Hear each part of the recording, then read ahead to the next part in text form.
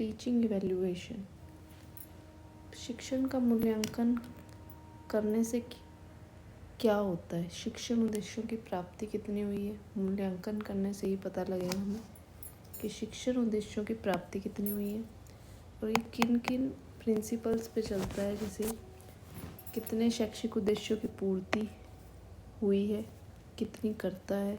ये लक्ष्य नहीं है, एम नहीं है, लेकिन ये क्या है? सोर्स है, साधन है कि जिसके थ्रू हम पता लगा सकते हैं कि कितने जो ऑब्जेक्टिव्स बनाए हैं उनको कितनी ऑब्जेक्टिव्स की पूर्ति हुई है। मूल्यांकन में निर्णय और मूल्य दोनों ही आवश्यक हैं। अब मूल्यांकन के उद्देश्य क्या हैं? पहले तो ये एक डायपोलर प्रोसेस है, मीन्स टीचर और स्टूडेंट के बीच में होता है। स्टूडेंट ये मिड में है। टीचिंग ऑब्जेक्टिव, शिक्षण के उद्देश्य, tools of evaluation, learning experience, जो भी अनुभव हुए हैं। टूल्स हैं, प्रशिक्षण प्रक्रिया है, टूल्स ऑफ इवैल्यूएशन है। फर्स्ट है टेस्टिंग प्रोसीजर। टेस्टिंग प्रोसीजर में क्या है? कैसे टेस्ट कर सकते हैं हम? ओरली, मौखिक रूप से, रिटन, लिखित रूप से, प्रैक्टिकल करा करके, परफॉर्मेंस, निष्पादन, परफॉर्मेंस टेस्ट, ओरल टेस्ट। तो ये क्या है? टेस्टिंग प्रोसीजर्स हैं जिससे हम पता लगा सकते हैं कि मौखिक लेकर के, रिटन लेकर के, प्रैक्टिकल या परफॉर्मेंस टेस्ट। सेल्फ रिपोर्टिंग में जैसे नाम से ही पता लग रहा है, सेल्फ, अपने आप। ऑटोबायोग्राफी, आत्मकथा, diary, questioning, inter relation, observation, interview. Observation कैसे कैसे कर सकते हैं हम? साक्षात्कार लेकर के, इंटरव्यू के थ्रू जैसे लेते हैं, रेटिंग स्केल से, सोशियोमेट्री, कॉम्युलेटिव में एकेडमिक रिकॉर्ड आ जाता है तो उससे भी ऑब्जर्व कर सकते हैं। ऑब्जर्वेशन भी 2 टाइप्स का होता है। रियल नेचर को जानने के लिए एक पार्टिसिपेटिंग होता है, एक नॉन पार्टिसिपेटिंग होता है। पार्टिसिपेटिंग में क्या है कि हम वहीं पर हैं, वहीं पर प्रेजेंट हैं और फिर चेक कर रहे हैं, फिर ऑब्जर्व कर रहे हैं किसी को।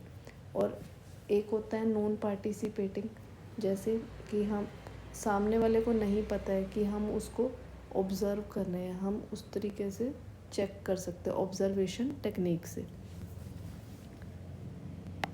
जैसे बीएड की क्लासेस में क्या होता है कि जैसे मैम जो होते हैं कभी भी देखने आ जाते हैं कि वो नॉन पार्टिसिपेटिंग ऑब्जर्वेशन हो गया कि वो देख भी लेते हैं और हमें पता नहीं लगता कई बार कि चेक कर रहे हैं कि हम कैसे पढ़ा रहे हैं।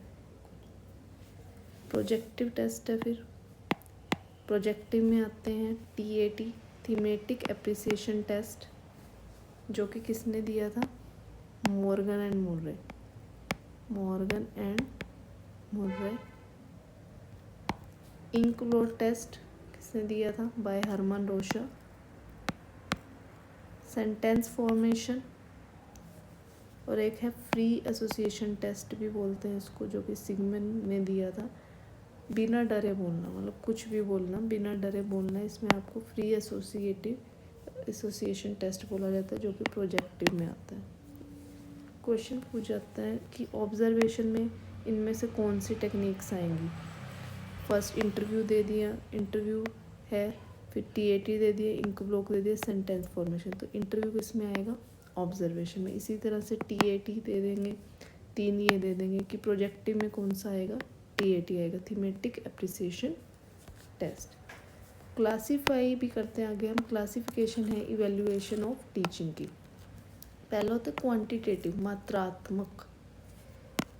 मात्रा देखो, ओरल, रिटन और प्रैक्टिकल से हम क्या कर सकते हैं?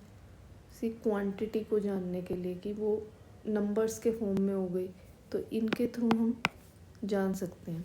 और क्वालिटेटिव में कौन से आगे? ऑब्जर्वेशन, रेटिंग स्केल, चेकलिस्ट, एनसीडोटल में आता है घटना वृत्त बोलते हैं, करेक्टर सर्टिफिकेट इसी में आता है। Character certificate. कॉम्युलेटिव मैंने बताया था, इसमें एकेडमिक रिकॉर्ड आ गया। रिकॉर्ड्स की बात करते हैं, और जहाँ हम प्रॉपर नंबर्स की बात करते हैं और ये इनके थ्रू क्वांटिटेटिव। अब मेन है इसमें सोशियोमेट्री, ये किसने दे रहा था, मोर्ने ने। TAT thematic appreciation test, Morgan and Murray.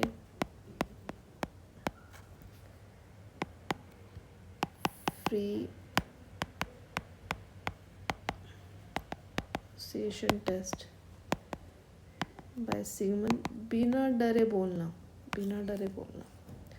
और दो चीज़ें और आती है, फॉर्मेटिव असेसमेंट,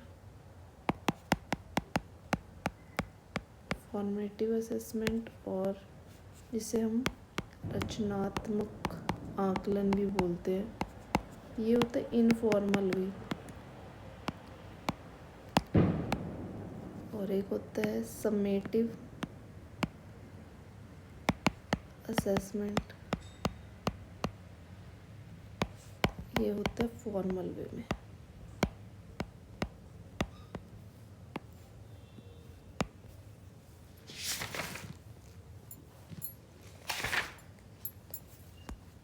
सबसे इम्पोर्टेंट इसमें यही है टूल्स।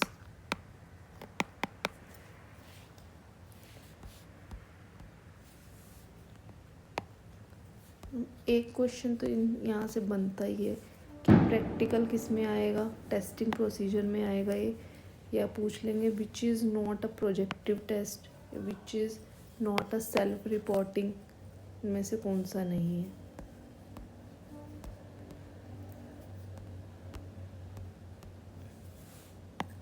और ये याद कर लेना कि किसने कौन सा टेस्ट दिया था। Okay, thanks.